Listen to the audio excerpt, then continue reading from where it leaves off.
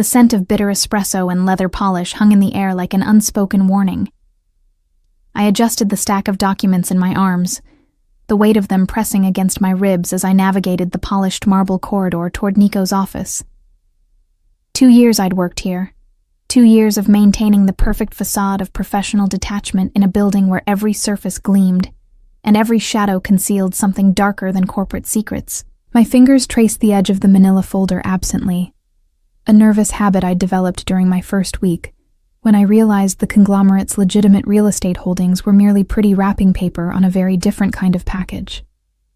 The fluorescent lights overhead cast everything in sharp relief, making the pristine white walls feel clinical, sterile.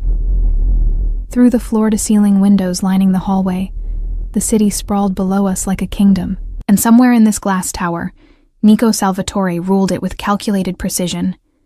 I could hear the low murmur of voices as I approached his office, the heavy door slightly ajar. My sensible heels clicked softly against the floor, a measured rhythm I'd perfected to announce my presence without seeming intrusive. The air conditioning hummed steadily, raising goosebumps along my arms beneath the silk blouse I'd paired with tailored black slacks, my usual armor of professionalism. "The quarterly reports, Mr. Salvatore." I practiced under my breath, rehearsing the neutral tone I'd use. 2 years of working as his executive assistant had taught me that emotion was a liability here, that maintaining distance was survival. I'd watched 3 assistants before me crack under the pressure of his intensity, the weight of what we all pretended not to know. Through the gap in the door, I could see him at his desk, dark hair perfectly styled, the crisp lines of his navy suit jacket emphasizing broad shoulders that spoke of controlled power. At 31, Nico had built an empire that operated in the gray spaces between legal and lethal, and I'd learned to navigate those spaces by becoming invisible, efficient, forgettable. I pushed the door open wider, stepping into his domain. The office was exactly as it always was, minimalist and imposing, with that massive mahogany desk positioned to command the room. Behind him, the window framed the skyline, making him appear even more untouchable against the backdrop of his conquered territory. "Mr. Salvatore, the quarterly reports you requested," I said, approaching the desk with measured steps.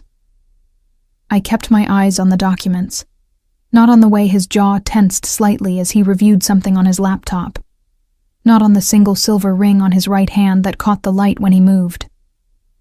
He glanced up briefly, those dark eyes that seemed to calculate the worth of everything they touched, sweeping over me with the same detached assessment he gave every piece of data that crossed his desk. "Leave them here, Mia." The use of my first name was rare enough to make my heart skip, though I showed no reaction. I set the stack down precisely in the designated corner of his desk, the one kept clear for incoming priority items. The leather portfolio containing the most sensitive financial documents went on top, its brass clasp glinting. "Will you need anything else before I leave for the day?" I asked, already mentally preparing for my actual plans. The dinner reservation I'd made at the Italian place near my apartment, the navy dress hanging in my closet that I'd finally have an excuse to wear. "No." His attention had already returned to his screen, dismissing me with characteristic efficiency. I was halfway to the door when Margaret's voice carried from the outer office, bright and thoughtless in a way that made my stomach clench with sudden dread. "Oh, Mia's heading out early tonight," she announced to whoever was listening, her tone carrying that particular enthusiasm of someone sharing harmless gossip. "She has a date. First one in months, apparently." The words hung in the air like smoke before a fire alarm. I froze, my hand still reaching for the doorknob, every muscle in my body suddenly aware of the shift in atmosphere behind me. The steady tap of Nico's fingers on his keyboard had stopped. The silence that followed Margaret's announcement was absolute, suffocating. I heard the scrape of his chair against the floor, the quiet rustle of expensive fabric as he stood. My pulse hammered in my throat as I forced myself to turn around, to face whatever reaction I'd inadvertently triggered. Nico stood behind his desk, perfectly still except for the slight tension in his jaw, a muscle jumping beneath tanned skin. His eyes, usually so carefully neutral when they looked at me, had gone dark in a way that made the temperature in the room seem to drop. The late afternoon sun streaming through the windows behind him cast his face in partial shadow, making it impossible to fully read his expression. "A date," he repeated, his voice soft, controlled in a way that sent warning signals racing down my spine. It was the tone he used during negotiations when someone had made a grave miscalculation. I straightened my shoulders, meeting his gaze with practiced calm even as my heart raced. "Yes, Mr. Salvatore, a dinner reservation at 7:30. He moved then, coming around the desk with deliberate slowness, each step measured and purposeful. I'd seen him move like this before, when circling a business opponent, when preparing to strike. The space between us diminished with each footfall, until he stood close enough that I could smell his cologne, something expensive with notes of cedar and smoke. "You're not going anywhere." The words were barely above a whisper, but they carried the weight of absolute authority. His hand reached out, fingers closing around my wrist, not painfully, but with unmistakable possession. The heat of his palm against my skin sent unwelcome electricity racing up my arm. I looked down at where he held me, then back up at his face, forcing my expression to remain neutral, even as something dangerous and unwanted coiled in my stomach. "I'm fairly certain my personal time is my own, Mr. Salvatore. Not tonight." His thumb pressed against my pulse point, and I knew he could feel how fast my heart was beating, that my body was betraying the calm I projected. "Cancel it." A laugh escaped me before I could stop it, sharp and disbelieving. "You're joking." Do I look like I'm joking? The question held an edge, his eyes searching my face with an intensity I'd never experienced from him before. Not in 2 years of working side by side, not in countless late nights alone in this office. "You look like you've forgotten which century we're in," I replied, my voice steady, despite the adrenaline flooding my system. I attempted to pull my wrist free, but his grip tightened fractionally. "I don't need your permission to have a social life. You do when it interferes with work." The excuse sounded hollow even as he said it, and we both knew it. "There's nothing on the calendar that requires my presence tonight." I kept my tone professional, clinical, the same voice I used to present quarterly reports. "Unless you're suddenly in need of an assistant at 7:30 on a Friday evening." Something flickered across his face, an emotion I couldn't quite name. Frustration, perhaps, or something more dangerous. His other hand came up, not touching me but close enough that I could feel the warmth radiating from his skin, close enough to be a threat or a promise. "Who is he?" The question came out rough, stripped of the careful control he usually maintained. "None of your business." I met his gaze squarely, refusing to be intimidated even as my pulse raced beneath his fingers. "Just as your personal life is none of mine. Everything about you is my business, Mia." He said my name like a claim, like ownership, and something in his expression had shifted from controlled to barely restrained. "You work for me. You're under my protection." "I'm your assistant," I corrected sharply, "not your property, and I certainly don't need protecting from a dinner date." His jaw clenched, that muscle jumping again. For a moment, I thought he might argue further, might push this confrontation into territory we couldn't come back from. Instead, he released my wrist abruptly, stepping back as if he'd suddenly become aware of how close we stood, how his behavior crossed every professional boundary. "You're right," he said, his voice returning to that carefully modulated tone I knew so well. "My apologies, Miss Chen. Your personal time is your own." But even as he spoke the words, his eyes told a different story. They tracked the movement of my hand as I smoothed my sleeve where he'd held me, lingered on the slight flush I could feel heating my cheeks, catalogued every minute reaction I tried to hide. I should have left then, should have taken the exit he'd offered and put distance between us. Instead, I heard myself say, "Was there a reason for your concern, Mr. Salvatore? Something work-related I should be aware of?" The question hung between us, challenging him to admit that this had nothing to do with work, that something had shifted in the dynamic we'd maintained so carefully for 2 years. His eyes narrowed slightly, recognizing the trap I'd laid. "No," he said finally. "Nothing work-related." "Then I'll see you Monday morning." I turned toward the door, proud of how steady my legs felt, how normal my voice sounded. "Have a pleasant weekend, Mr. Salvatore." "Mia." I paused, hand on the doorknob, but didn't turn around. "Be careful." The words could have meant anything, could have been simple courtesy from employer to employee. But the way he said them, low and rough, suggested something else entirely. A warning, perhaps, or a promise that this conversation wasn't over. I left without responding, walking past Margaret's desk where she sat oblivious to the scene she'd triggered, her fingers flying across her keyboard as she hummed softly to herself. The elevator ride down felt endless, my reflection in the polished doors showing a composed professional woman, not someone whose wrist still tingled where Nico Salvatore had held it, whose mind was already questioning whether she should cancel that dinner reservation after all. The city sounds rushed in as I exited the building, car horns and distant sirens and the general hum of evening traffic. I pulled out my phone, staring at the reservation confirmation, my thumb hovering over the cancel button. The rational part of my brain insisted I was being ridiculous, that Nico's reaction meant nothing beyond an overbearing boss having a territorial moment. But the racing of my heart suggested something different. Suggested that in that office, something had fundamentally changed between us. That a line had been crossed that couldn't be uncrossed. And standing on the street corner as dusk painted the sky in shades of amber and rose, I realized that the most dangerous thing about Nico Salvatore wasn't his criminal empire or his cold calculations. It was the way part of me had wanted to stay when he told me I couldn't leave. The Italian restaurant was exactly what I'd expected from the reviews: warm lighting and checkered tablecloths, the scent of garlic and tomato sauce heavy in the air.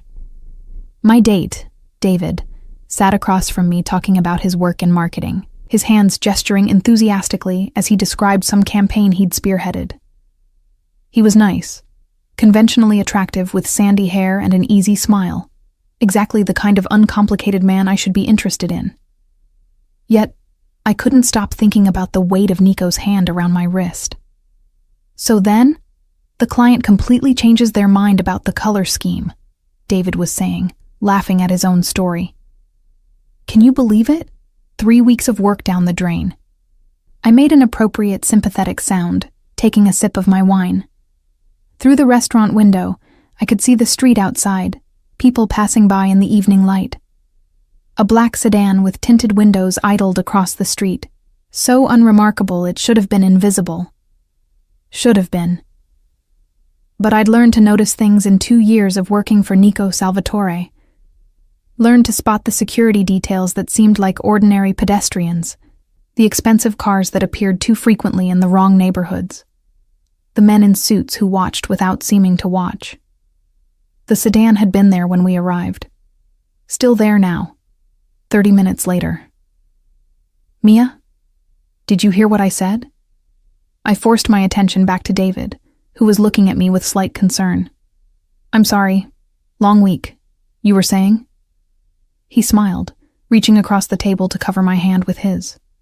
The gesture was sweet, meant to be comforting. All I could think about was how different it felt from Nico's grip, lacking that electric current that had raced up my arm despite my better judgment.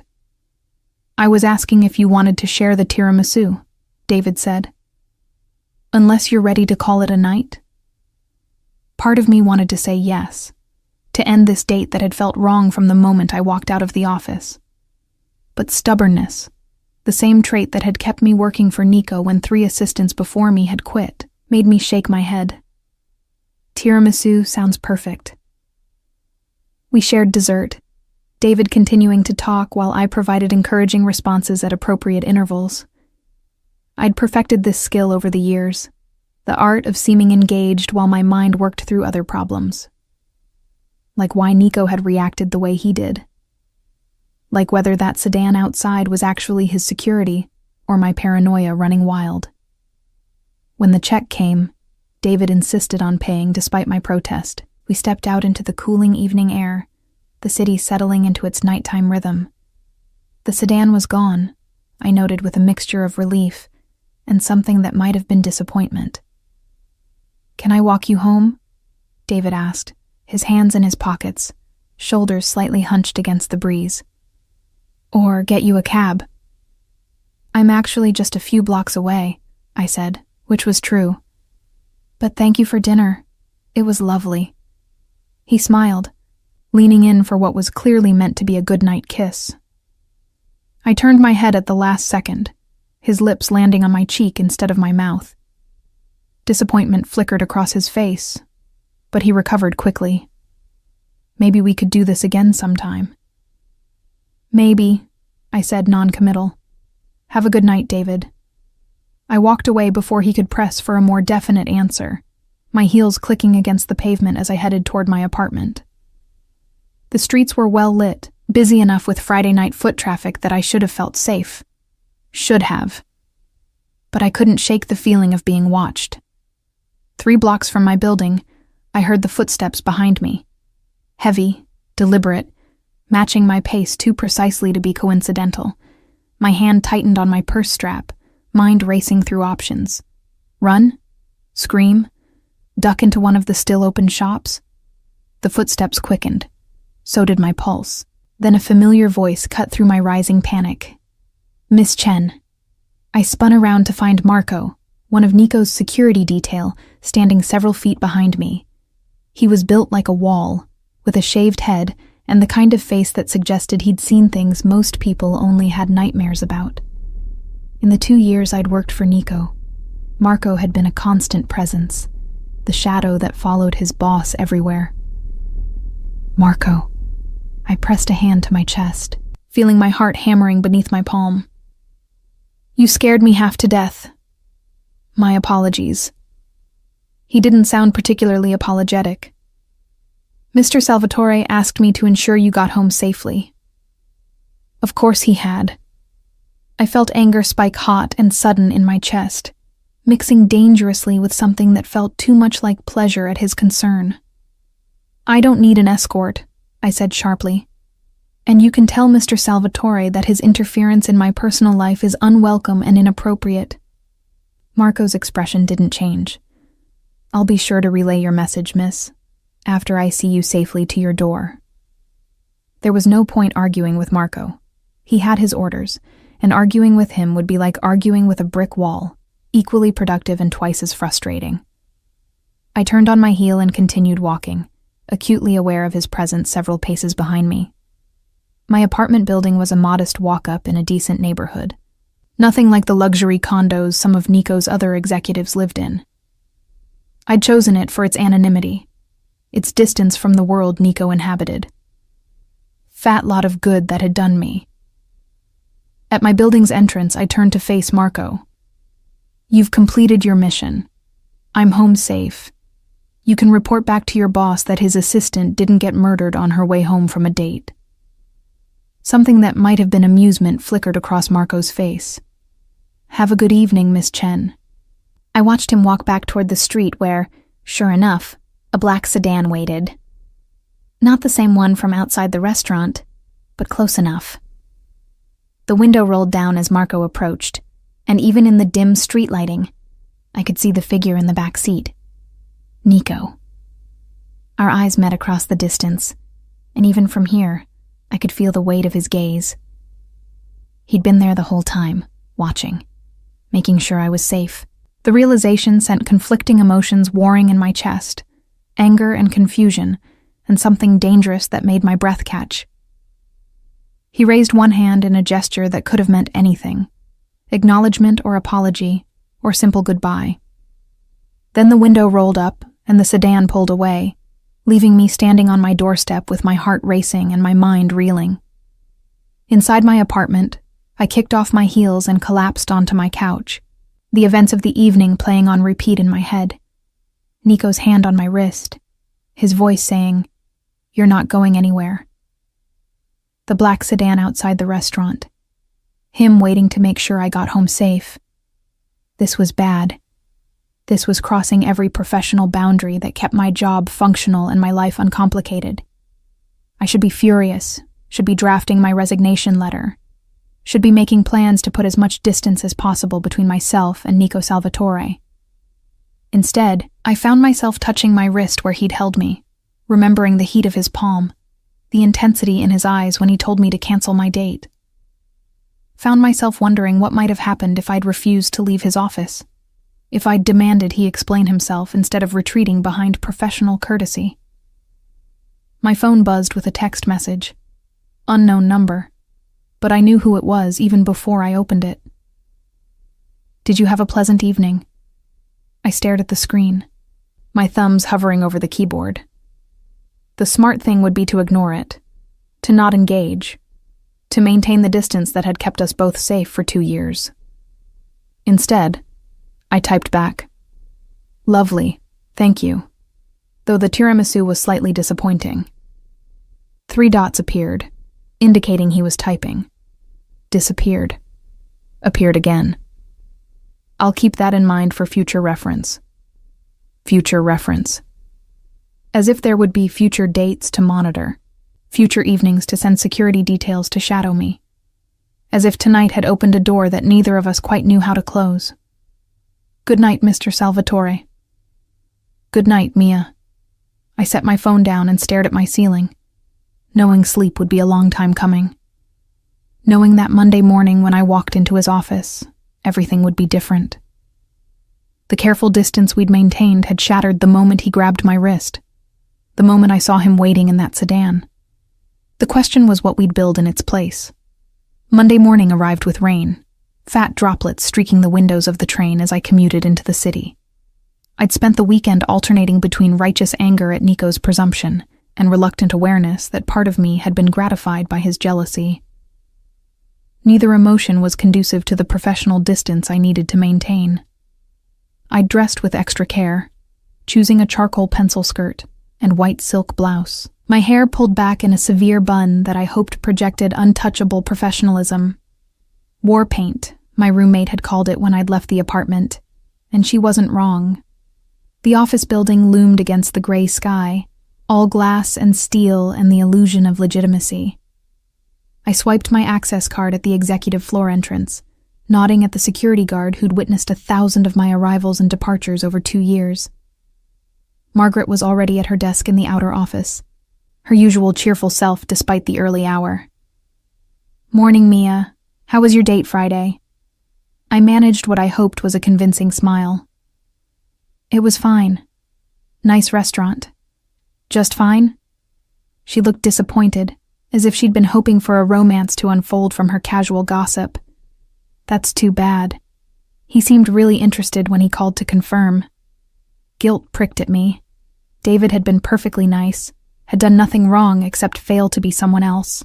"We're just not a good match," I said diplomatically, moving toward Nico's office door.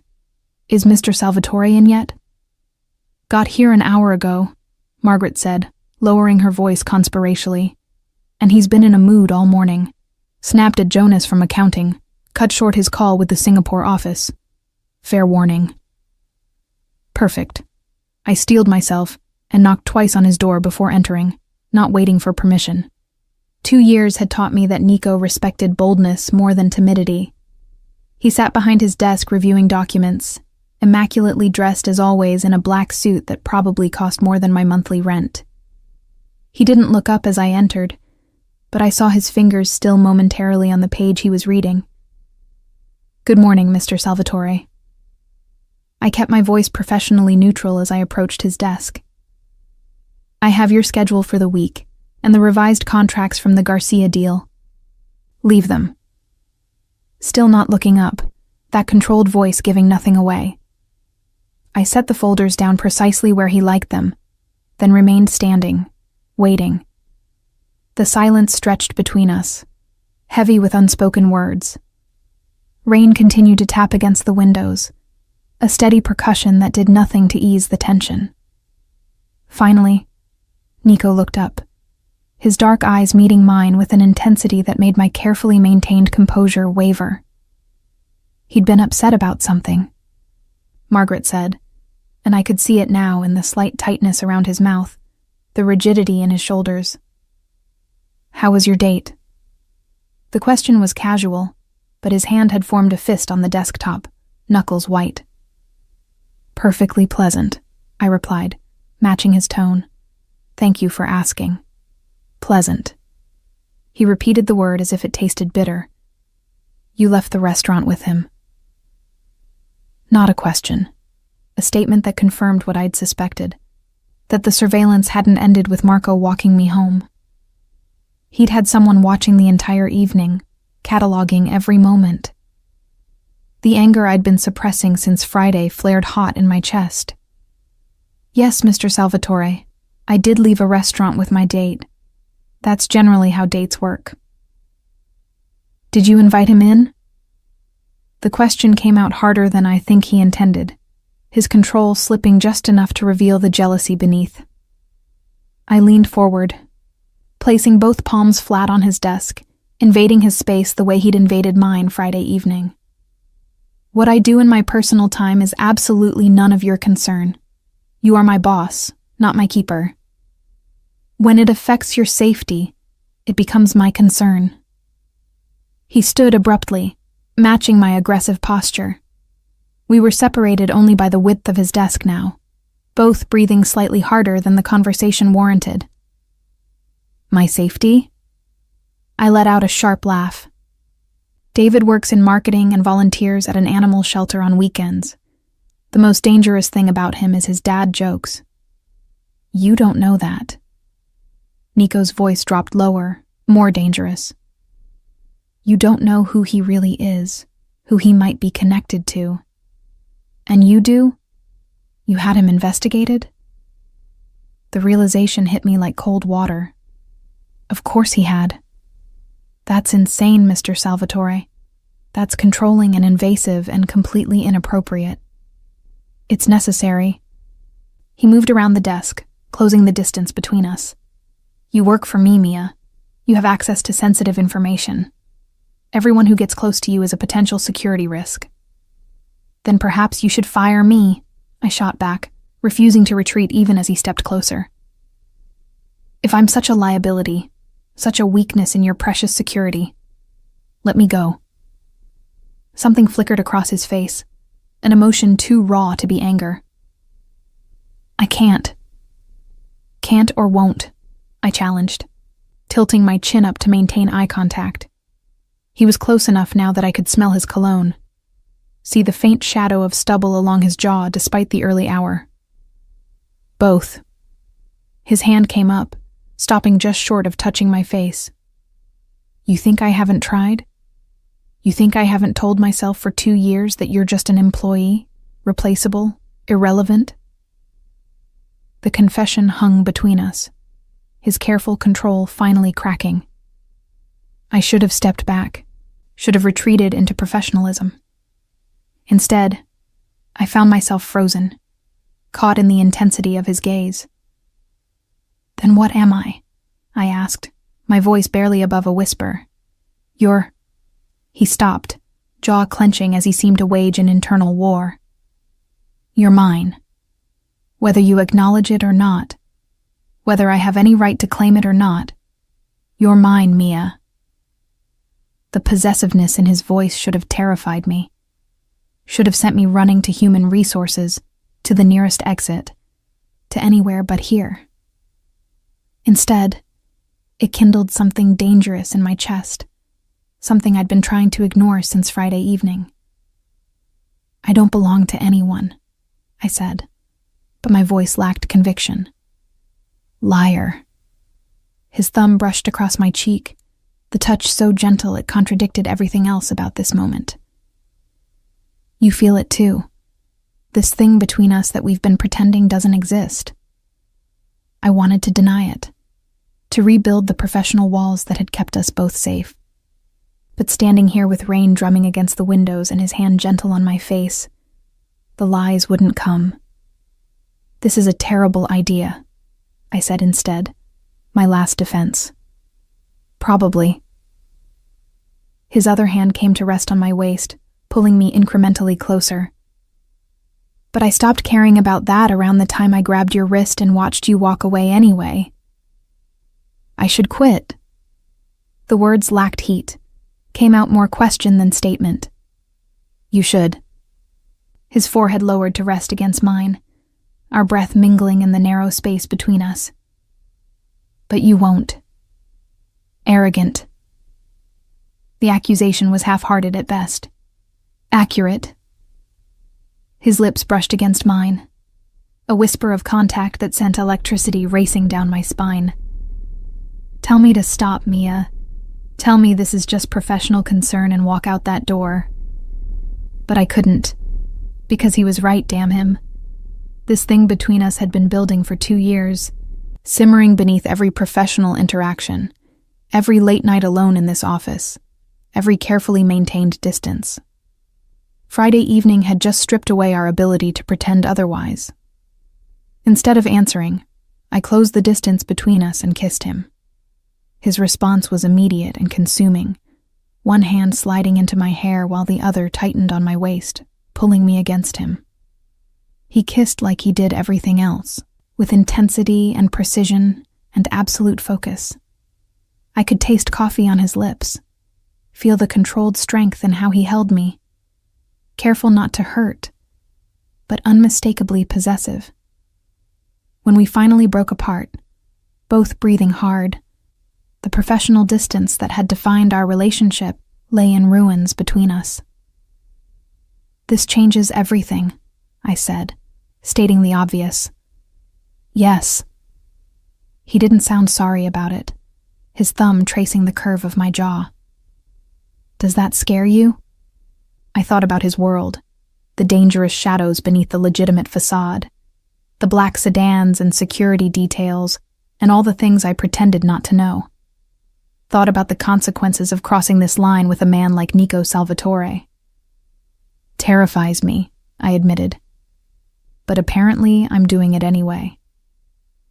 His smile was small but genuine, transforming his usually controlled features into something almost boyish. "That's what I've always admired about you, Mia. You're afraid, but you do it anyway."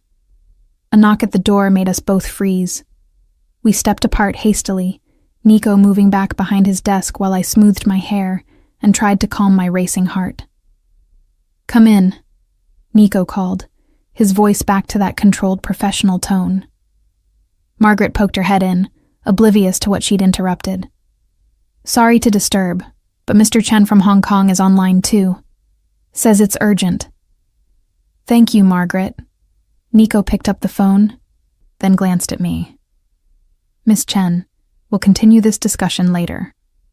Please clear my schedule for this evening." The formal use of my name in front of Margaret was jarring after the intimacy of moments before, but I understood the necessity. "Of course, Mr. Salvatore."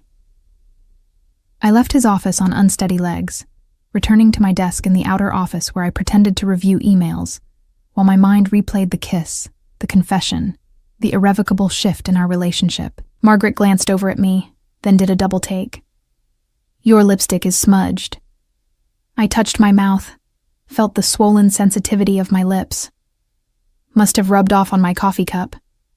She accepted the explanation without question, returning to her work while I pulled out a compact to fix my appearance. In the small mirror, my reflection showed flushed cheeks and bright eyes, all evidence of what had happened in Nico's office written clearly on my face. This was dangerous. This was crossing lines that shouldn't be crossed, mixing personal and professional in a workplace that already operated in moral gray areas. But as I caught Nico's eye through the glass wall of his office, saw the possessive satisfaction in his gaze, I realized that whatever warnings my rational brain tried to issue, my heart had already made its choice. I was falling for Nico Salvatore, and heaven help me, I was going to see where it led. 6 months can change everything. 6 months of stolen moments in his office after everyone else had left. Of dinners that weren't quite dates in restaurants far from anywhere we might be recognized. Of learning that the man I'd thought I knew was infinitely more complex than I'd imagined. The rain had given way to summer heat, the city shimmering under August sun as I stood in Nico's private apartment, staring out at the view he'd carefully shielded me from seeing until now. We'd been dancing around the full truth of his world for half a year, him protecting me from the details, me pretending I didn't see the signs. Tonight, apparently, the pretending ended. The Rossetti family has been moving into our territory.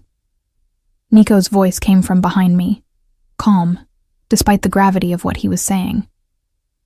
Small incursions at first, testing our response. Now they're getting bolder. I turned to face him.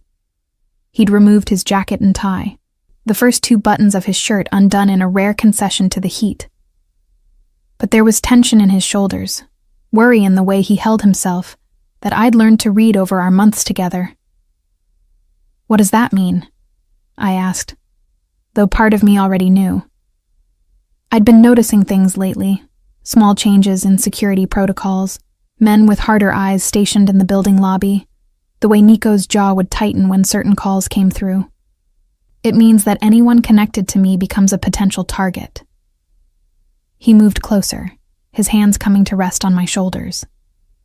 Anyone they could use to get to me or gain leverage. The implication settled over me like a weight. I'm a target. You've been a target since the moment I grabbed your wrist 6 months ago and made my interest clear. His voice held regret, anger at himself.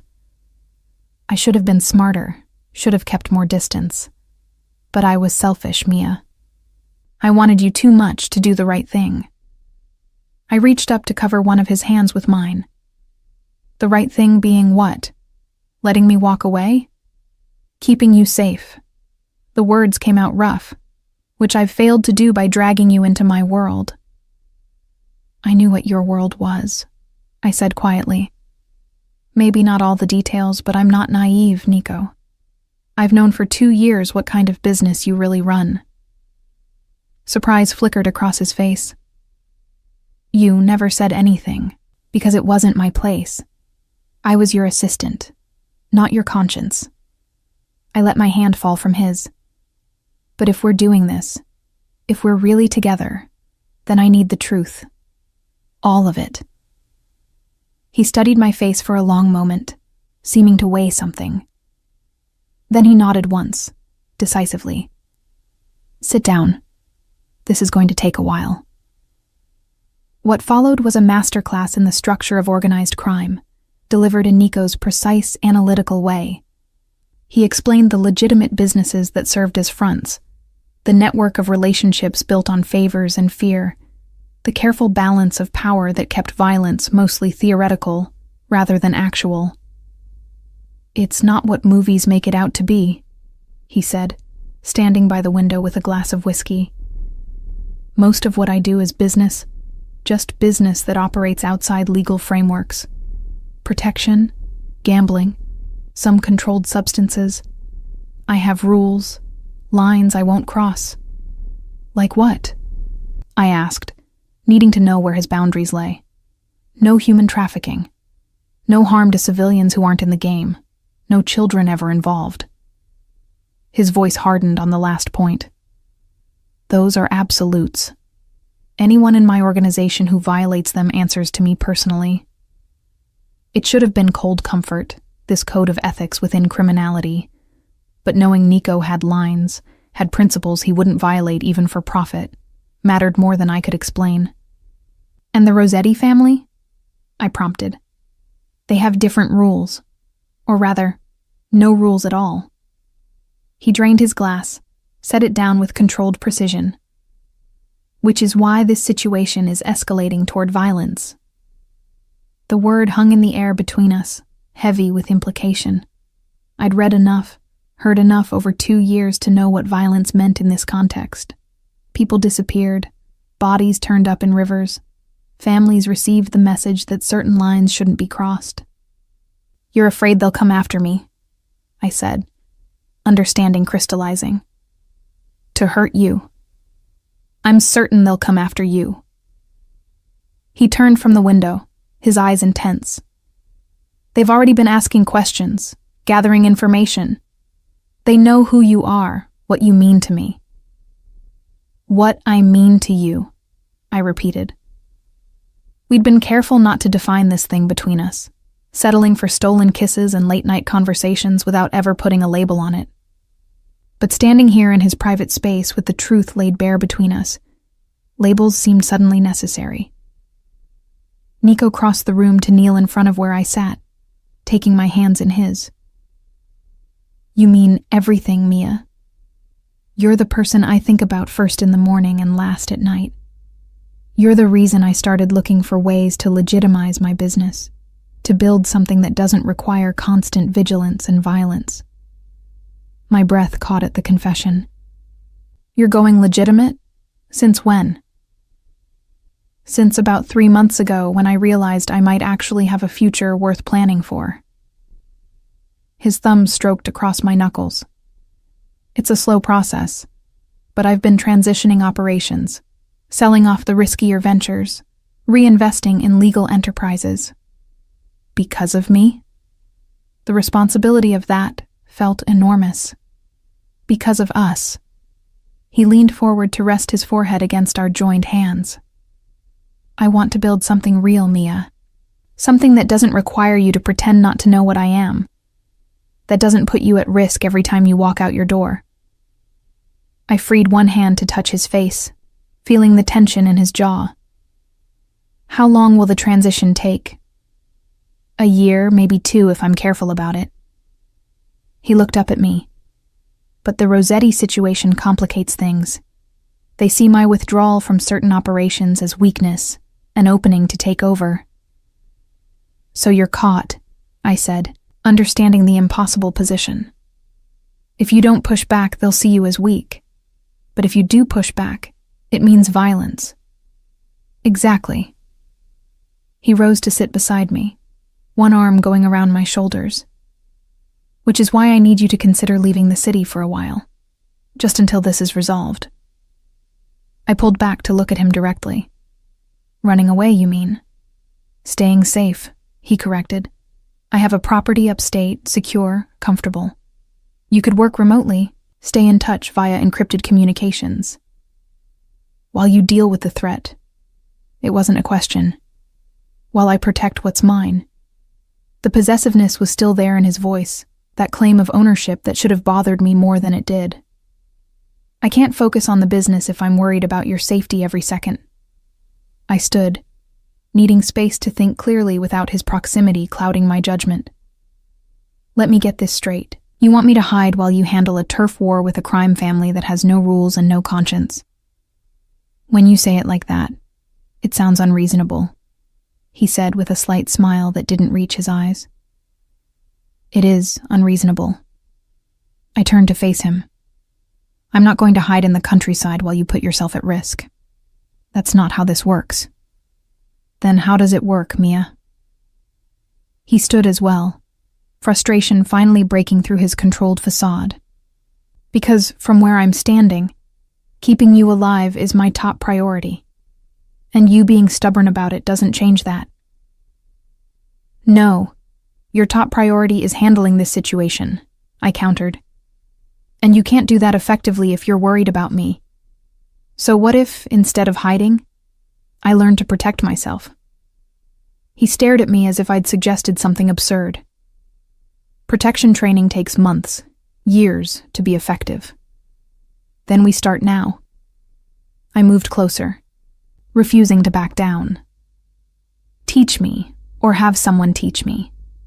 Show me how to spot threats, how to react if something happens. Make me a partner in this instead of something fragile you have to hide away." For a moment he seemed poised to argue, to insist on his original plan. Then something shifted in his expression, a grudging respect mixing with the worry. "You're serious about this?" "Completely." I took his hands, squeezing them. "I'm not running, Nico. Not from the Rossettis. Not from your world, not from you. So either we figure out how to deal with this together, or we don't deal with it at all.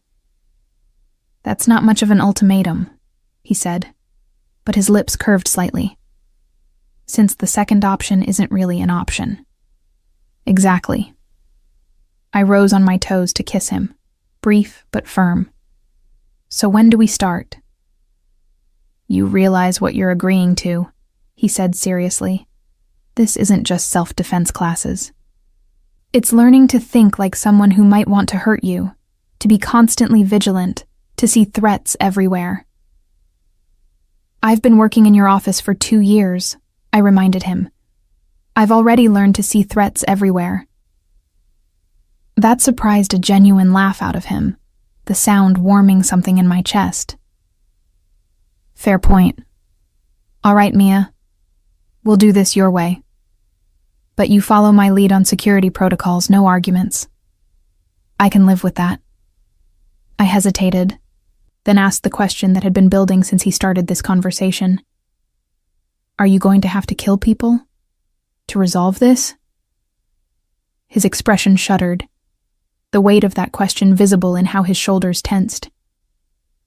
I'm going to try very hard to avoid that outcome, but if it comes down to their lives or ours. He met my eyes directly. I'll do whatever's necessary to keep you safe, Mia. Whatever that requires. I nodded slowly, accepting this truth about the man I'd chosen. Nico Salvatore would kill to protect me, would cross lines most people never approached, would carry that weight without complaint or regret. It should have horrified me. Instead, it settled something in my chest, this absolute certainty that he would move heaven and hell to keep me safe. Then let's make sure it doesn't come to that, I said. Let's be smart about this, careful, and let's do it together. He pulled me close, his arms tight around me, face buried in my hair. You're too brave for your own good, you know that? Or maybe I just trust you enough to believe we can handle this. I tilted my head back to look at him. Together. Together, he agreed, and kissed me with an intensity that spoke of both promise and fear, of the dangerous path we'd chosen, and the certainty that neither of us would walk it alone. The next 3 months were an education in a world I'd only glimpsed from the edges. Nico assigned me a personal security detail, headed by Marco, who approached my protection with the same grim efficiency he applied to everything. I learned to check under my car for devices, to vary my routes home, to spot surveillance in crowds. I trained with a woman named Anna, who'd once worked for some government agency she wouldn't name. She taught me pressure points and escape techniques, how to use everyday objects as weapons, where to strike to incapacitate without hesitation. The training was brutal, left me bruised and aching, but I'd never felt more capable. Meanwhile, Nico navigated the increasingly tense situation with the Rossettis through a combination of strategic withdrawals and carefully calculated pushback. I watched him orchestrate moves and counter-moves like chess pieces, always 3 steps ahead of everyone else in the game. But the strain was showing. He slept less, smiled rarely, carried tension in his shoulders that wouldn't ease even when I tried to massage it away. The transformation of his empire from criminal to legitimate was proving more complicated than he'd anticipated, leaving him vulnerable in ways that the Rossettis were quick to exploit. Another warehouse hit, he said one October evening, staring at his phone with controlled fury. That's the 3rd this month. I set down the security protocols I'd been reviewing and moved to stand behind where he sat at his desk. My hands went to his shoulders, feeling the knots of tension beneath expensive fabric. Can you trace who leaked the location? I asked, already knowing the answer would complicate things. I have suspicions. His hand came up to cover one of mine. But proving it without starting a war inside my own organization is tricky. I'd learned enough over the months to understand the delicate balance he maintained. Loyalty bought through a mixture of respect, fear, and genuine care for his people. Accusing someone without proof could fracture that loyalty, create openings for the Rossettis to exploit. What if we fed different information to different people? I suggested. the strategy coming from my crash course in security thinking. See which version gets leaked. He turned in his chair to look at me, surprise, and something like pride in his expression. That's actually brilliant. Create a controlled leak to identify the source. I have a good teacher. I smiled, bending to kiss the top of his head. But Nico, we can't keep playing defense forever. Eventually, something has to give. I know. He pulled me around to sit on his lap, his arms encircling my waist. I'm working on it. There's someone I've been in contact with, someone with authority over the Rossettis. If I can arrange a meeting, negotiate a settlement. He trailed off, but I heard what he wasn't saying. Such a meeting would be dangerous, a potential trap. The Rossettis had already proven they didn't respect traditional rules of engagement. When? I asked simply. 3 days from now. Neutral location. Both sides agree to limited security only. His hand came up to cup my face. You'll stay here, in the penthouse. Marco and his team will have the building locked down. I started to argue, then stopped. This was the compromise we'd agreed on. Him trusting me to handle myself, me trusting his judgment on when situations were too dangerous. A meeting with the Rossetti leadership definitely qualified. Promise me you'll be careful, I said instead, pressing my forehead to his.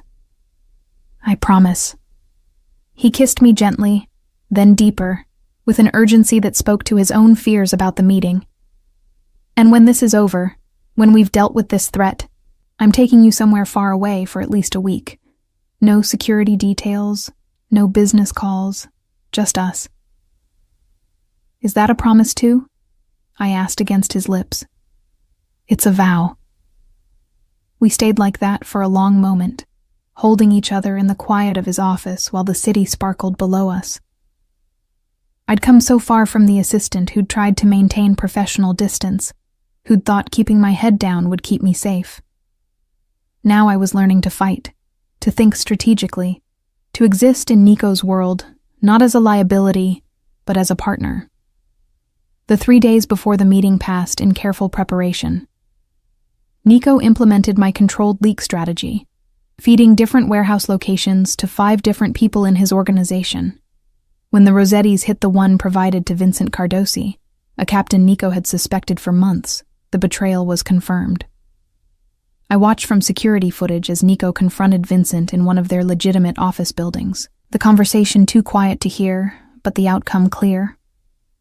Vincent walked out pale and shaking, immediately flanked by 2 of Nico's men. He'd be dealt with, though I didn't ask for specifics. Some details of Nico's world I'd decided were better left unknown. The morning of the meeting arrived with autumn rain, the same weather that had marked the day 6 months ago when everything between us had shifted. Nico dressed in one of his impeccable suits, checking the concealed holster at the small of his back with practiced ease. The agreement is no weapons, I reminded him from where I sat on the bed, watching his preparations. The agreement is, they don't see weapons, he corrected, adjusting the jacket to ensure the gun didn't show. There's a difference. Marco appeared in the doorway, similarly dressed, his presence somehow both reassuring and ominous. Car's ready, boss. Team's in position at the meet point. Nico turned to me, crossing the room in long strides. He cupped my face in both hands, his dark eyes intense. I'll be back in 3 hours. Marco's team is stationed throughout the building. You don't answer the door for anyone except me. Understood? Understood. I covered his hands with mine. Come back to me, Nico. Always. He kissed me hard, possessive, a promise and a claim. Then he was gone, Marco trailing behind him, leaving me alone in the penthouse with its floor-to-ceiling windows and its illusion of safety. I tried to work, to review documents and make phone calls, anything to keep my mind occupied. But I couldn't stop checking the time, calculating how long the meeting should take when I could reasonably expect him back. 2 hours passed, then 2.5. My anxiety ratcheted higher with each passing minute. When the 3-hour mark came and went with no word, I called Marco. It went straight to voicemail. I tried Nico's phone with the same result. Something was wrong. I paced the penthouse, my training kicking in automatically. Check exits, assess threats, prepare for possibilities. The security panel by the door showed the building's systems functioning normally, Marco's team still at their posts throughout the building. But Nico should have been back by now, should have called. The phone rang, an unfamiliar number. I grabbed it desperately. Hello? Miss Chen. The voice was unfamiliar, heavily accented. You are Mr. Salvatore's woman, yes? Ice flooded my veins. Who is this? Someone who has something you want, or rather, someone. A cruel laugh. Your Mr. Salvatore walked into our meeting very confident. But he forgot one important rule. Never trust a Rossetti. If you've heard him, I started, fear transforming instantly to fury. Oh, he's alive. For now. The voice took on a mocking tone. Whether he stays that way depends on you, Miss Chen. We need to meet, you and I, to discuss terms. I'm not making deals with you, I said, forcing my voice to remain steady even as my mind raced through options. Then Mr. Salvatore dies. Slowly, painfully, while you're safe in his penthouse. A pause. But I think you care too much to let that happen. I think you'll come to the address I'm about to give you. Alone. Within the hour. And then what? You kill us both? I was stalling, already moving toward where Nico kept emergency supplies. Maybe. Or maybe we make an arrangement. The voice hardened. 1 hour, Miss Chen. Come alone, or he dies. Tell anyone, or he dies. Bring security, or he dies. The choice seems simple, no? He rattled off an address in Brooklyn, a warehouse district I vaguely knew. Then the line went dead. I stood frozen for exactly 10 seconds, letting panic crest, and then forcing it down with the discipline Anna had drilled into me. Panic got you killed. Clear thinking kept you alive. I called Marco's direct line, still voicemail, tried 3 other members of the security team. Nothing. They'd been compromised somehow, taken out or bought off, which meant I was on my own. I moved with purposeful efficiency, changing into dark clothes, sturdy boots. From Nico's safe, I took the gun he'd shown me how to use, checked the magazine, flicked off the safety, and then back on. The weight of it in my jacket pocket was foreign, but oddly comforting. Anna's training ran through my head. Never go to a second location. But Nico was already at the second location, and leaving him there wasn't an option. Bring backup. But the Rossettis had proven they had eyes on us, would know if I tried to contact anyone. So I'd go alone, but not unprepared. I grabbed my phone, typed out a detailed message explaining the situation and the address I was heading to. Set it to send in 2 hours if I didn't cancel it, directed to 3 different people. Nico's attorney, his legitimate business partner, and the one police contact I knew wasn't on any criminal payroll. A dead man's switch. If I failed, at least the truth would come out. The drive to Brooklyn felt endless. My grip tight on the steering wheel of Nico's spare car, the one without tracking devices that he kept for emergencies. Rain continued to fall, washing the streets in silver light from the street lamps. The address led to a warehouse complex. Several large buildings clustered together in various states of disrepair. I parked a block away, approaching on foot, the gun a reassuring weight against my ribs. The warehouse the Rossettis had specified had a small door standing open, light spilling out into the rainy night. An invitation. A trap. I stepped inside. The interior was mostly empty. Just concrete floors and metal pillars supporting a high ceiling.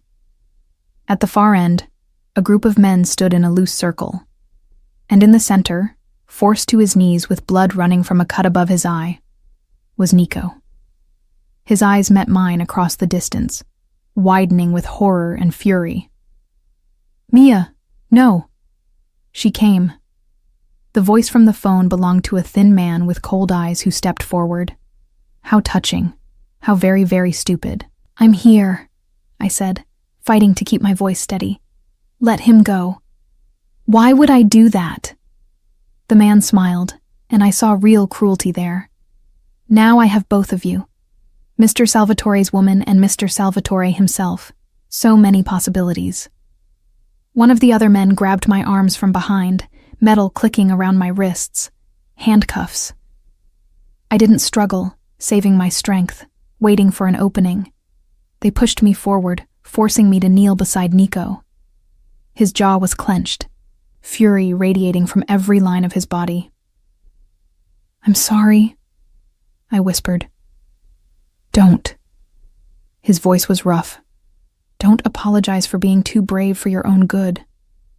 The thin man circled us, clearly enjoying his moment of power. "Here's what's going to happen. Mr. Salvatore is going to sign over certain territories, certain operations.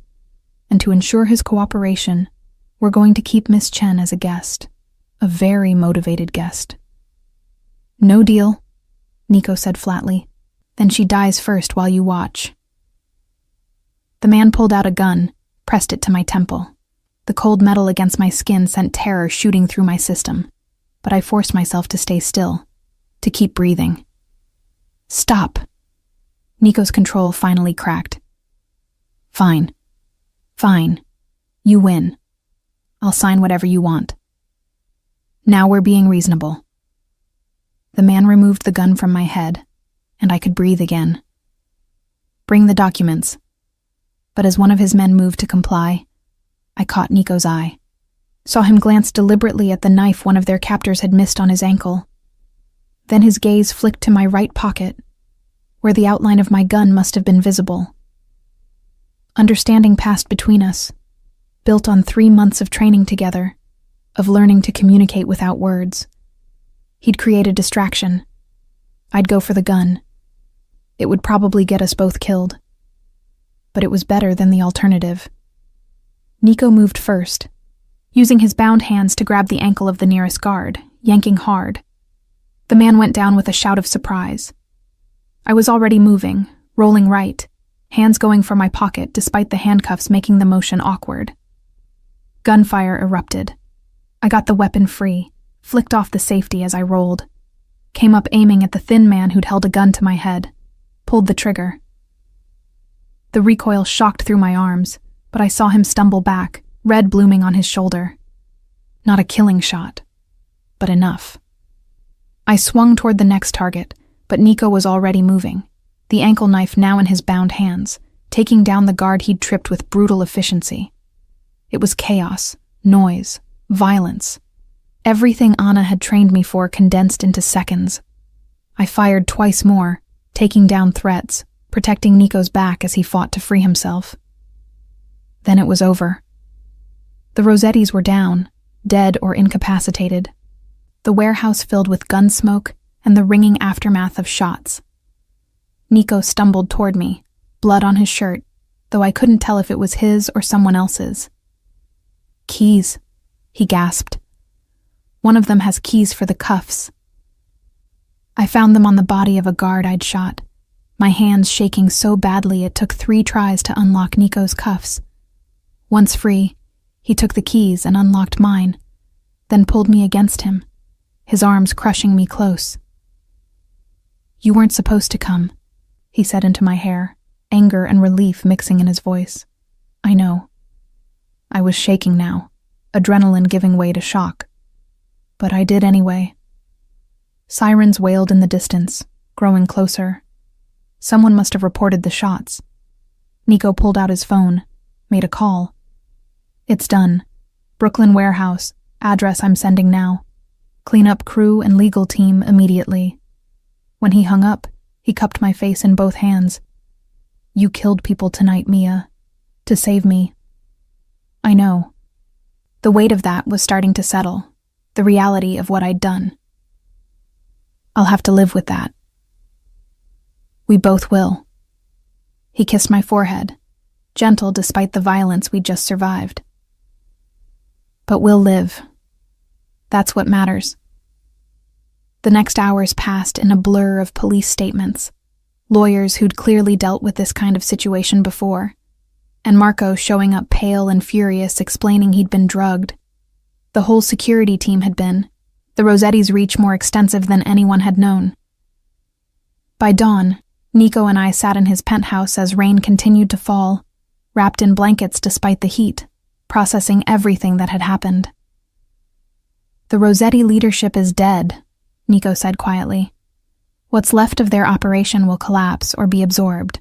It's over." "Is it?" I asked, leaning against his shoulder. "There'll always be someone else, another threat." "Maybe." He pulled me closer, but I meant what I said about going legitimate. "After tonight, I'm done, Mia. No more gray areas, no more violence. I'll finish the transition, sell off everything that isn't clean, and build something real." "That will take time," I pointed out. "About 2 years, I estimate." He tilted my face up to look at him. "Think you can put up with me that long?" "Only if you can put up with me." I managed a smile despite the exhaustion, the lingering shock. "I'm apparently terrible at following orders." "You're perfect at following your instincts," he corrected. "Even when they lead you into danger to save someone you love." Love. The word hung between us, finally spoken after months of dancing around it. "I do," I said simply. "Love you, I mean." "I know." His smile was soft, genuine. "You came into a warehouse full of armed men because of it. I can't think of better proof." We sat in silence as dawn painted the sky in shades of rose and gold.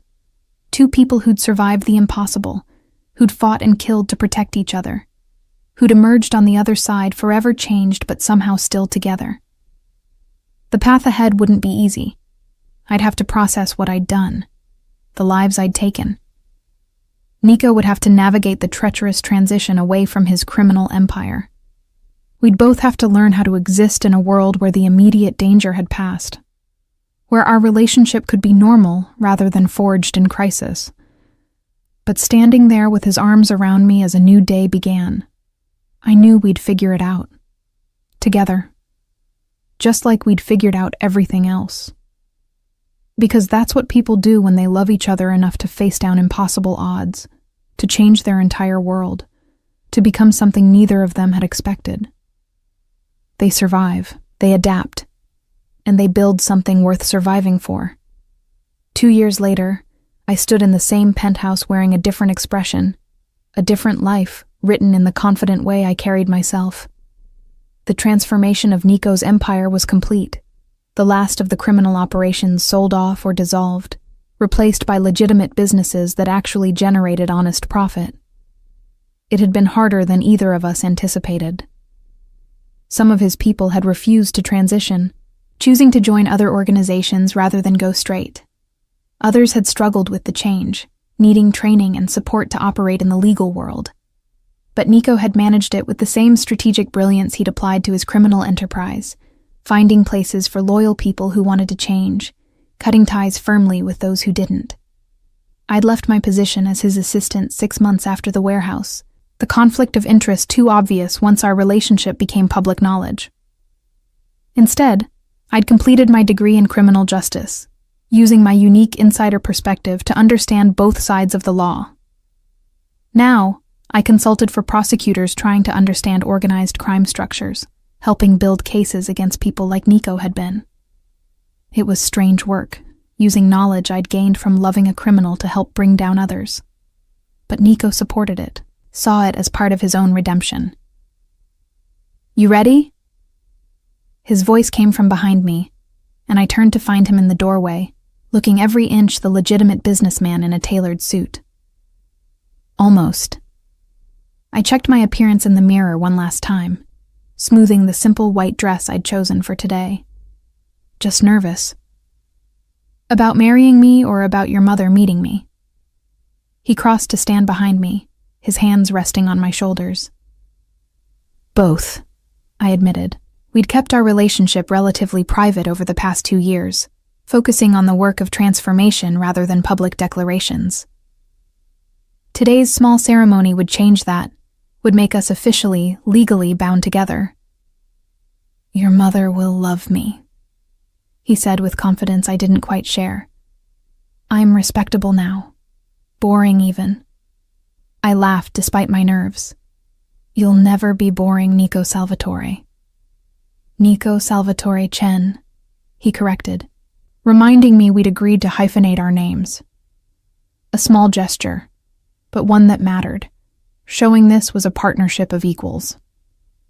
The ceremony was small, just immediate family, and a handful of close friends gathered in the penthouse. My mother, who'd been skeptical of Nico when I first told her about him, had slowly warmed as she saw how he looked at me, how he'd changed his entire life to be someone worthy of that look. Marco stood as Nico's best man, the big man looking uncomfortable in formal wear, but genuinely happy for his boss, his friend. Anna was there too, the woman who'd taught me to survive, now teaching self-defense to women escaping dangerous situations.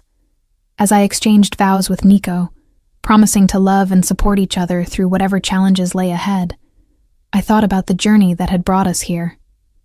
From that first moment in his office when he'd grabbed my wrist and told me I wasn't going anywhere, through the danger and violence and impossible odds we'd faced, to this moment of peace and promise. "I love you," he said, when it was time for his vows, his voice steady and sure. "You made me want to be better, to build something worth having rather than taking. You saw the man I could be and refused to accept anything less." "I love you," I replied, my voice catching with emotion. "You taught me to be brave, to fight for what I wanted, to never settle for safe when I could have extraordinary. You became someone worthy of love, and I'm honored to give you mine." When he kissed me, sealing our promises, the small gathered group applauded, but I barely heard them, lost in the moment, in the certainty that we'd found something rare and precious, something worth every risk we'd taken, every line we'd crossed, every impossible choice we'd faced. That night, alone in the penthouse after everyone had left, Nico pulled me onto the couch where I'd once sat as his assistant, carefully maintaining professional distance. "You know what I was thinking that day?" he asked, his fingers playing with my wedding ring. "When I grabbed your wrist and told you you weren't going anywhere?" "That you'd completely lost your mind?" I suggested with a smile. "That too." He kissed my knuckles, his eyes warm. "But also that I'd found something I didn't know I was looking for. Someone who saw through every carefully constructed wall I'd built and refused to be intimidated by what she found there." "You found someone too stubborn to know better," I corrected. "I found someone brave enough to love me anyway." He pulled me closer, his voice dropping to that low tone that still sent shivers through me. "Even knowing what I was, what I'd done. Knowing what you could become," I replied. "That mattered more." We sat in comfortable silence, the city spreading below us like a carpet of lights. 2 years ago, standing here had felt like standing at the edge of a dangerous precipice. Now it felt like home, like safety, like the foundation we'd built together. "Any regrets?" Nico asked quietly. I thought about it honestly, about the violence I'd witnessed and participated in, the moral lines I'd crossed, the way loving him had transformed me from a quiet assistant into someone capable of fighting for what she wanted. "None," I said finally, meaning it completely. "You?" "Only that I didn't grab your wrist sooner." He smiled against my hair. "Think of all the time we wasted trying to maintain professional distance." "That was you maintaining distance," I pointed out. "I was perfectly content to keep things professional." "Liar." His hand found mine, lacing our fingers together. "You wanted this as much as I did. You were just smarter about hiding it." "One of us had to be smart about it," I teased. "Since you apparently decided possessive jealousy over a dinner date was the way to go." "Best decision I ever made," he said unrepentantly. since it got you to finally look at me as something other than your boss. We stayed like that, as the city transitioned from evening to night. Two people who'd taken the hardest possible path to each other, but had emerged stronger for it. Our future wouldn't be without challenges. Nico's past would occasionally surface, requiring careful navigation. My work would sometimes bring me into contact with people who knew what he'd been, who judged us for his history. But we'd face it all together, the way we'd faced everything else. With honesty, with courage, and with the absolute certainty that what we'd built was worth protecting. "I love you, Mrs. Salvatore Chen," Nico murmured, as sleep started to claim us both. "I love you too," I replied, safe in his arms, in the life we'd fought so hard to build. My reformed criminal, my partner, my home. And in the quiet of that moment, with rain beginning to fall again outside the windows, I knew that despite all the unlikely twists that had brought us here, this was exactly where I was meant to be. With the man who'd once told me I wasn't going anywhere, and who'd proven it by becoming someone I never wanted to leave. 5 years. 5 years since that rain-soaked evening when Nico had grabbed my wrist and declared I wasn't going anywhere. 5 years of transformation, of building something real from the ashes of his former empire, of learning that love could be both fierce and gentle, demanding and giving. I stood in the marble lobby of the Salvatore Chen Foundation headquarters, watching construction workers put the finishing touches on what would become our legacy. The building itself was a statement, all glass and light, designed to be the opposite of the shadowy world Nico had once inhabited. Every beam, every window, every carefully chosen piece of art spoke to transparency, to hope, to second chances. "The conference room is ready for your walkthrough, Mrs. Salvatore Chen," Marcus said, appearing at my elbow. He'd transitioned from Nico's security detail to head of our foundation's operations, trading violence for logistics with the same fierce dedication he'd once applied to keeping us alive. I smiled at him, noting how he'd filled out since leaving the constant tension of Nico's former world. Marriage and a baby daughter had softened the hard edges, though I suspected he could still handle himself if necessary. "Thank you, Marcus. Is Nico still in the meeting with the board?" "Just finished. He's on his way down." Marcus checked his tablet, his new weapon of choice. "Also, Dr. Rivera from the Youth Mentorship Program called. She wants to discuss expanding to 3 more schools." Pride swelled in my chest. The mentorship program had been my idea, pairing at-risk youth with professionals who'd once walked similar paths. Former gang members turned business owners, ex-convicts who'd rebuilt their lives, people like Nico who understood the allure of easy money and the harder road of going legitimate. "Tell her I'll call her back within the hour," I said, making a mental note. "And make sure the press packet for tomorrow's opening ceremony includes the statistics on our job placement rate. 87% is something worth highlighting." "Already done." Marcus grinned. "You've taught me well." I laughed, remembering the early days when Marcus had looked at spreadsheets like they were written in ancient Greek. "You were motivated, learning foundation management, or going back to standing in lobbies looking intimidating." "I like spreadsheets better than bullets," he said simply. "My daughter likes having a father who comes home every night." The elevator chimed, and Nico emerged, loosening his tie as he crossed the lobby. At 36, he'd grown into his legitimate power with the same confidence he'd once wielded his criminal authority. But there was a lightness to him now, a ease in how he carried himself that hadn't existed in those early days. His eyes found mine across the space, and even after 5 years of marriage, my heart still skipped at the intensity of his gaze. Some things never changed. "How was the board meeting?" I asked as he reached me, his hand automatically finding the small of my back. "Productive.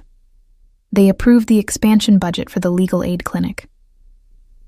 He pressed a kiss to my temple, a gesture of affection he'd once been too controlled to show in public. "And Margaret wants to know if we're still coming to her retirement party next week." "Margaret," who'd unknowingly triggered everything between us with her casual gossip about my dinner date.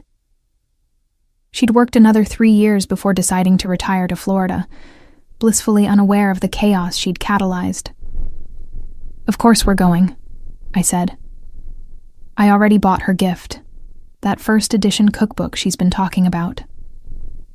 "You're too good to her, considering she nearly got you killed by mentioning that date." Nico's tone was light, but I caught the shadow that crossed his face. Some memories never fully faded. "She also inadvertently gave me you," I reminded him, leaning into his solid warmth. "I'd say that balances out." Marcus cleared his throat diplomatically. "I'll just go check on the catering setup for tomorrow." Once we were alone in the lobby, Nico pulled me closer, his voice dropping to that low tone that still sent shivers through me. "Have I told you today how incredible you are?" "Not in the last 3 hours," I replied, smiling up at him. I was starting to worry. "Can't have that." His thumb traced the line of my jaw. "You're incredible, Mia. This foundation, everything we've built, it's because of your vision, your refusal to let me take the easy way out." I thought back to those early conversations, when Nico had first mentioned going legitimate. It would have been easier to sell everything quickly, to wash his hands of his criminal empire and walk away. But I'd pushed for something more, for actively repairing the damage, for using his resources and knowledge to help others escape the life he'd led. "It's our vision," I corrected. "I just kept you honest about following through." "You kept me honest about a lot of things." He glanced around the lobby, taking in the inspirational quotes etched into glass panels, the photos of people we'd helped prominently displayed. "Sometimes I can't believe this is real, that we actually pulled it off." "Getting sentimental, Mr. Salvatore Chen," I teased, though I felt it too. Tomorrow's opening ceremony would mark the official launch of our foundation's headquarters, the culmination of 5 years of work. "Reflective," he corrected. "There's a difference." My phone buzzed with a text from Anna, my former self-defense instructor who now ran our women's empowerment program. "Still on for lunch tomorrow before the ceremony? Want to go over the speech one more time?" I texted back confirmation, then looked up to find Nico watching me with that soft expression he reserved for moments when he thought I wasn't looking. "What?" I asked, just thinking about how far we've come. He took my hand, his thumb brushing over the wedding band that matched his. "Remember when you were terrified to be seen with me in public?" "I was terrified of a lot of things back then," I admitted. "Of your world, of the danger, of how much I was already falling for you, despite every logical reason not to." "And now?" I considered the question seriously. "Now I'm still cautious about certain things. We've made enemies in the process of shutting down operations, people who lost money when you went legitimate. And there are always those who resent success they didn't earn themselves." "But," he prompted, hearing the unspoken word. "But I'm not afraid anymore. Not of being with you, not of the foundation's visibility, not of building something that matters." I squeezed his hand. "We survived the worst already. Everything else is just details." A commotion at the entrance drew our attention. A young woman, maybe 22 or 23, stood arguing with the security guard, her voice rising with frustration. "I'm telling you, I need to see Mrs. Salvatore Chen. It's important." I recognized the desperation in her voice, had heard it countless times from the people who came to our foundation seeking help. I crossed the lobby before Nico could stop me. "I'm Mia Salvatore Chen," I said gently. "How can I help you?" The woman turned, relief flooding her features. She was thin, with dark circles under her eyes and the kind of exhaustion that went bone deep. "My brother, he got caught up with some people. Bad people. They're forcing him to run drugs, and if he tries to leave..." She broke off, tears streaming down her face. I heard you help people get out of situations like this. Please. He's only 17. My heart clenched. 17, the same age I'd been when I'd left home for New York. Young and vulnerable and convinced I could handle anything the city threw at me. This could have been me, or my brother if I'd had one, or any of the countless kids who got caught in the machinery of organized crime. What's your name? I asked. Sophia Martinez. Okay, Sophia. Let's go somewhere private and you can tell me everything. I glanced at Nico, who nodded, his expression grim but understanding. This was what we did now, what the foundation existed for. An hour later, Sophia had told us her story. Her brother, Miguel, had fallen in with the remnants of a criminal organization that had tried to fill the vacuum Nico left when he went legitimate. They'd promised easy money, then used that promise to trap him in a cycle of debt and forced labor. The problem is extraction, Nico said after Sophia had left with promises that we'd help. We sat in his office, the one that overlooked the city, though the view was different now, less about surveying his territory, and more about seeing the community we served. If we just pull him out, they'll retaliate against the family. So we need to dismantle the entire operation, I said, already thinking through options. Do we have contacts in law enforcement who could help? Nico's expression was complicated. He'd spent 5 years building relationships with honest cops, with prosecutors who believed in second chances, with judges who were willing to give reformed criminals a fair shake. But asking for help still felt strange after decades of viewing law enforcement as the enemy. Detective Morrison, he said finally. She's handled several of our referrals. Might be willing to coordinate a larger operation if we can provide intelligence. I pulled out my phone, already composing a message. This was our dance now. The careful balance of using Nico's knowledge of criminal operations to help law enforcement without crossing back into the world he'd left behind. You know what I was thinking about during the board meeting? Nico asked suddenly, watching me type. How you wanted to escape and come find me. I teased without looking up. Always. The word carried weight, sincerity. But also about David. That made me look up. David, my dinner date from 5 years ago. The nice marketing executive whose only crime had been not being Nico. What about him? I had him investigated thoroughly, before you even finished your appetizer that night. Nico's expression was rueful. Found out everything about him, his college transcripts, his credit score, that he'd been engaged once before, and it ended badly because he worked too much. I know, I said gently. You told me all this years ago, but what I didn't tell you was that he was actually a good guy. Genuinely nice, stable, safe. Nico leaned back in his chair.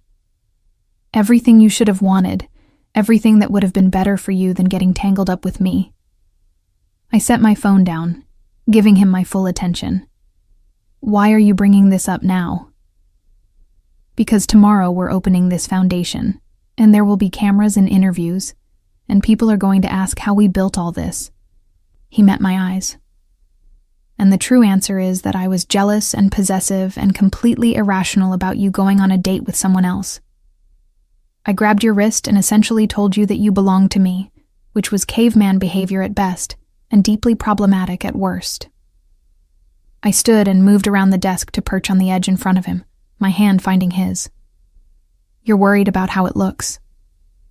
I'm worried about the example it sets, he corrected. We're supposed to be helping people escape controlling relationships, showing them healthy alternatives. And our origin story is me being possessive and controlling.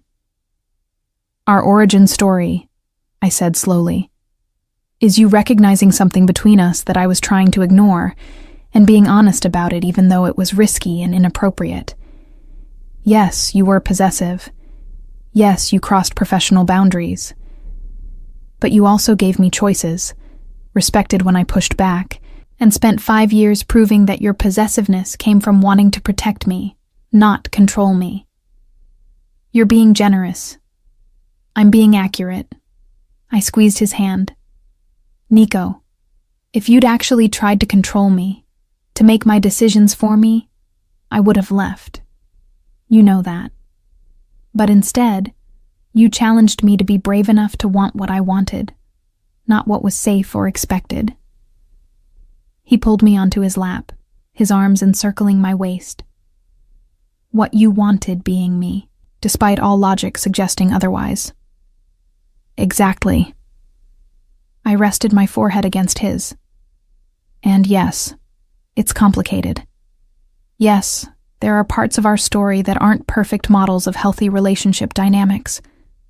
But we've also grown together, learned together, built something meaningful together. That's what matters.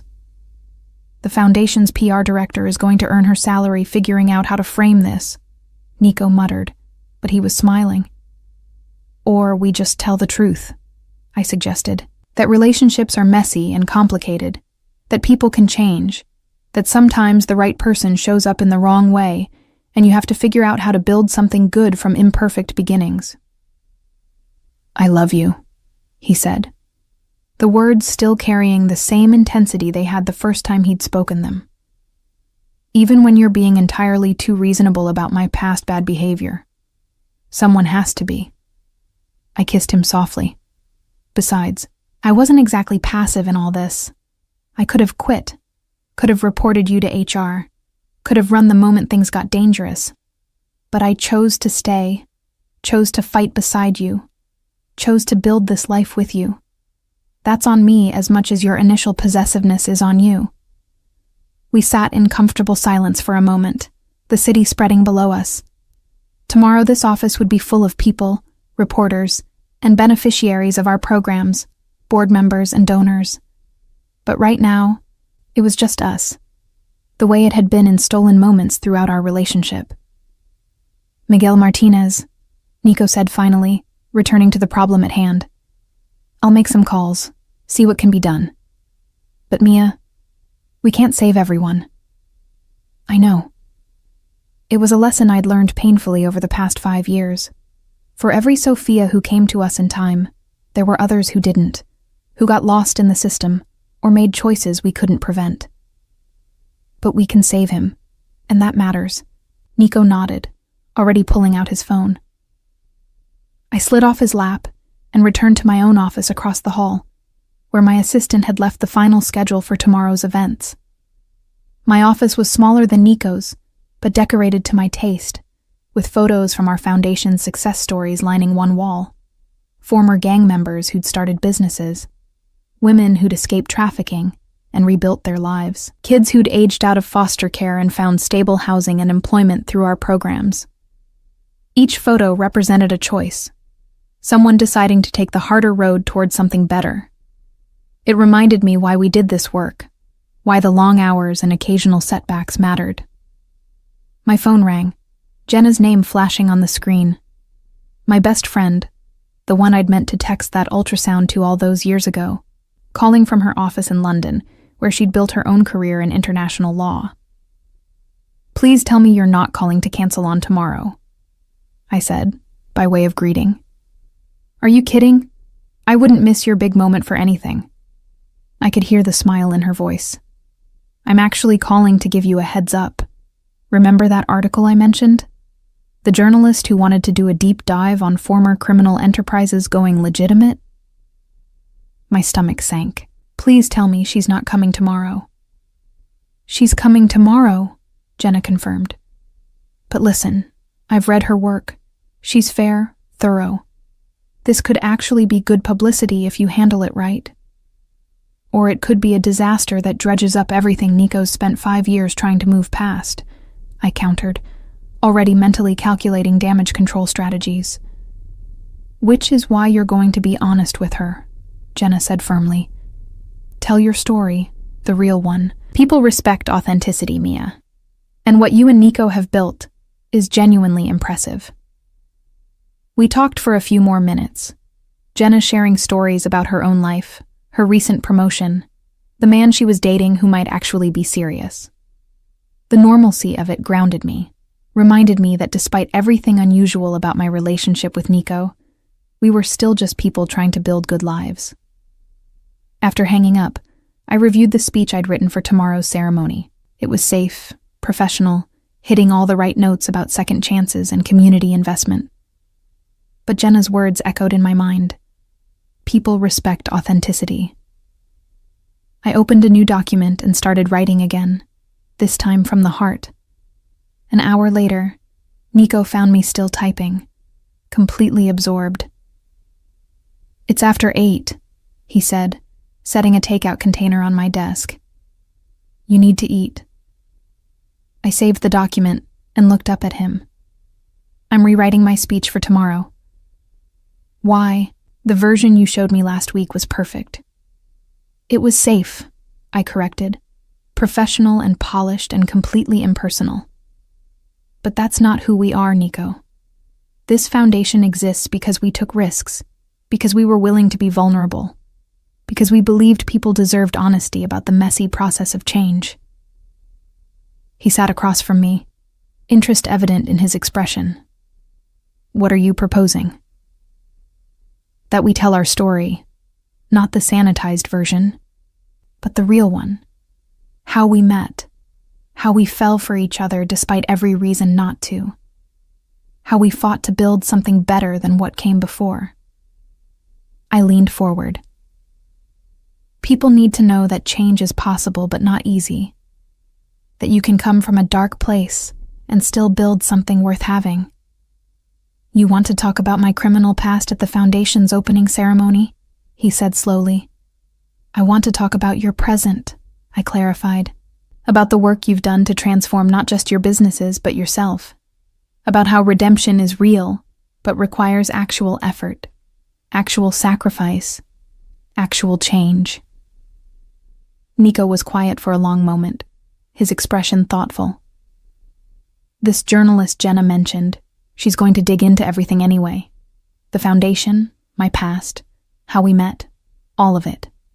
"Exactly. So we control the narrative by being upfront about it." I opened the new speech file and turned my laptop so he could read it. He scanned the words I'd written, his expression impossible to read. When he finished, he looked up at me with something like awe. "You're really going to stand up tomorrow and tell hundreds of people that you fell in love with a mob boss?" "Former mob boss," I corrected with a slight smile. "And yes, I am. Because I'm not ashamed of our story, Nico. It's unconventional and complicated, and probably not what most relationship experts would recommend. But it's ours. And it led to something good." He stood and circled the desk, pulling me to my feet and into his arms. "Have I mentioned recently that you're the bravest person I know?" "Not in the last few hours," I replied, echoing our earlier exchange. "Well, you are." He kissed me softly. "And I love you for it. But Mia, are you sure about this? Once we put it out there, we can't take it back. People will judge, will question, will use our past against the Foundation's work." "Let them," I said with more confidence than I felt. "We have 5 years of proof that change is possible, that people can build something legitimate from illegitimate beginnings. Our foundation has helped over 3,000 people start new lives. That's what matters, not the perfect origin story." Nico rested his forehead against mine, his voice dropping to that intimate tone. "When I grabbed your wrist that day and told you that you weren't going anywhere, I had no idea you'd end up being the one keeping me from going anywhere. From sliding back, from taking shortcuts, from being anything less than someone worthy of you." "We kept each other," I said simply. "That's how it works." We stood like that for a while, holding each other in the quiet of the office, the city lights twinkling below us. Tomorrow would bring cameras and questions, challenges, and probably some criticism. But we'd faced worse and survived. Together. The opening ceremony dawned bright and clear, autumn sunlight streaming through the foundation's glass walls and illuminating everything with golden light. I stood backstage in the auditorium we'd built for events like this, listening to Marcus give the welcome remarks, my revised speech clutched in slightly damp hands. "You'll be brilliant," Nico murmured beside me, his hand finding mine. "I'm terrified," I admitted. What if this backfires? What if being honest about our past damages the Foundation's credibility? "Then we'll rebuild that credibility the same way we built everything else," he said firmly. "Through action, through results, through showing up every day and doing the work." Marcus introduced me, and I walked onto the stage to enthusiastic applause. The auditorium was packed, donors and board members in the front rows, program participants and community members filling the back, reporters scattered throughout with cameras and recorders ready to capture every word. I reached the podium and looked out at the sea of faces, finding Nico in the front row. He nodded once, encouragement and support in that simple gesture. 5 years ago, I began, my voice steady despite my nerves. I was working as an executive assistant in a legitimate business that concealed something much darker. I kept my head down, did my job, and pretended not to notice the shadows beneath the surface. I told myself that if I maintained professional distance, if I stayed invisible, I'd be safe. The room had gone very quiet, everyone leaning forward to hear what came next. Then one day, my boss, the man who would become my husband, crossed every professional boundary and told me I wasn't going anywhere. It was possessive, it was inappropriate, and it was the beginning of the most important relationship of my life. I saw some surprised expressions, a few knowing smiles from people who'd heard parts of our story. The journalist Jenna had mentioned was in the third row, recording every word. I'm telling you this not to romanticize problematic behavior, but to be honest about the messy reality of how change happens. Love, real love, doesn't always arrive in neat packages with perfect timing. Sometimes it shows up in complicated, imperfect ways, and you have to decide whether to run from it or work to build something better from flawed beginnings. I paused, taking a sip of water, gathering my thoughts for the next part. My husband spent 15 years building a criminal empire. He made money through illegal means, operated outside the law, hurt people in the process of protecting his territory. These are facts, and we don't hide from them. But here's what else is true. 5 years ago, he made a choice to change, not because he was caught, not because he had to, but because he wanted to build something legitimate, something that could help others, instead of exploiting them. Nico's expression remained composed, but I saw his jaw tighten slightly. This was hard for him, having his past laid bare in front of hundreds of people, but he'd agreed to it, trusted me to tell our story in a way that mattered. That choice wasn't easy, I continued. It meant walking away from millions of dollars in profitable operations. It meant making enemies of former associates who saw his transformation as betrayal. It meant years of hard work, building legitimate businesses from scratch, earning trust from people who had every reason to distrust him. I looked directly at the journalist, making sure she understood the next part. And it meant proving, every single day, that change is possible. That someone's past doesn't have to define their future. That redemption isn't about erasing what came before, but about building something better going forward. The applause started slowly, then built, filling the auditorium with sound. I waited for it to quiet before continuing. This foundation exists because we believe in second chances. Not easy chances, not free passes, but genuine opportunities for people willing to do the work of transformation. We've helped former gang members start legitimate businesses. We've provided job training for people with criminal records. We've offered legal aid to those navigating the complicated process of rebuilding their lives. I pulled out the statistics I'd had Marcus prepare, the concrete proof of our impact. In 5 years, we've served over 3,000 individuals. Our job placement rate for program graduates is 87%. 93% of the youth in our mentorship program have avoided any involvement with criminal activity. 78% of the women who've come through our empowerment program report feeling safer and more financially stable than before. More applause, genuine and enthusiastic this time. These numbers matter because they represent real people making real changes. But behind every statistic is a messy, complicated story. Someone who made mistakes. Someone who got caught in circumstances beyond their control. Someone who needed help and found it here. I glanced at Sofia Martinez, sitting in the 5th row beside her brother Miguel. Detective Morrison had come through, dismantling the operation that had trapped him, and Miguel was now enrolled in our youth program, learning skills that would keep him employed and out of trouble.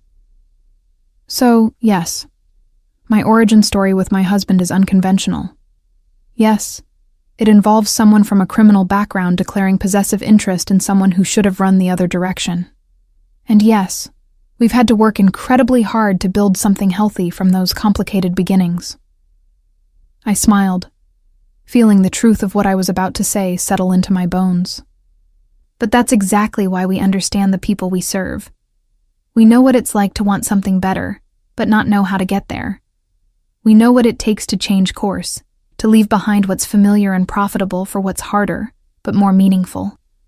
We know that transformation is possible, because we've lived it. The final round of applause was thunderous, people rising to their feet. I saw Jenna in the back row, tears streaming down her face, pride evident in her expression. Anna gave me a thumbs up. Marcus was grinning broadly. And Nico? Nico looked at me like I'd just performed a miracle. The rest of the ceremony passed in a blur of ribbon cutting and facility tours, of handshakes and congratulations, of the journalist pulling me aside for a more extended interview.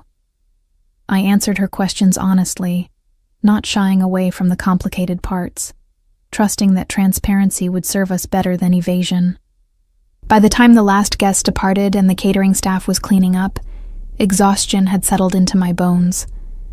I found Nico on the foundation's rooftop terrace, looking out at the city as dusk painted the sky in shades of amber and violet.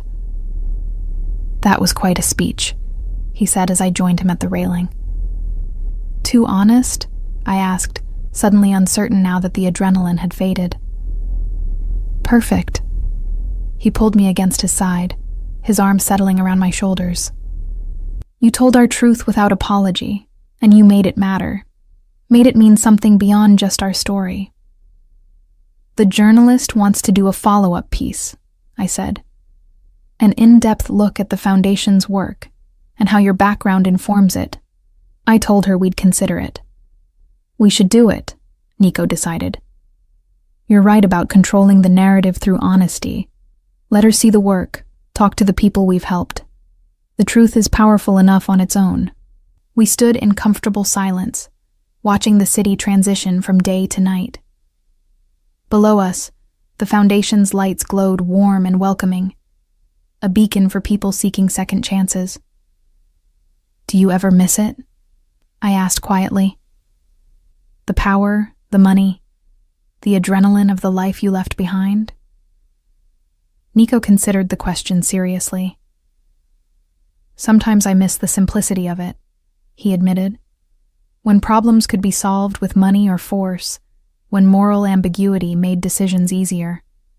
But then I think about what I have now, this foundation, our marriage, the ability to sleep at night without wondering who's planning to betray me. No, Mia, I don't miss that life. This one is infinitely better. Even though it's harder? Especially because it's harder. He turned me to face him, his hands framing my face. Easy things have never been as valuable as difficult ones. And building something legitimate, something that helps people, something I can be proud of, that's worth every sacrifice.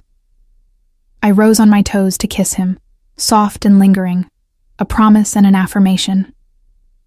After 5 years, he still made my heart race, still challenged me to be braver than I thought possible, still looked at me like I was the most important person in his world. Let's go home, I said when we finally pulled apart. We have an early meeting tomorrow with the school board about expanding the mentorship program. Always more work to do, he said, but he was smiling. Always, I agreed. That's what happens when you build something real. It requires constant effort, constant attention, constant choice to keep showing up and doing the work. As we walked back through the foundation's halls, turning off lights and setting the security system, I thought about how far we'd come. From that first possessive declaration in his office to this partnership we'd forged, from his criminal empire to this legitimate foundation, from fear and uncertainty to confidence and purpose. The path had been messy and complicated, full of moments that didn't fit the fairy tale narrative most people wanted from their love stories. But it was ours, authentic and hard-won, built on honesty and mutual transformation. And standing in the foundation's lobby with Nico's hand in mine, looking at the photos of lives we'd helped change, I knew that every risk had been worth it. Every difficult conversation, every moment of doubt, every sacrifice we'd made to build something better than what came before.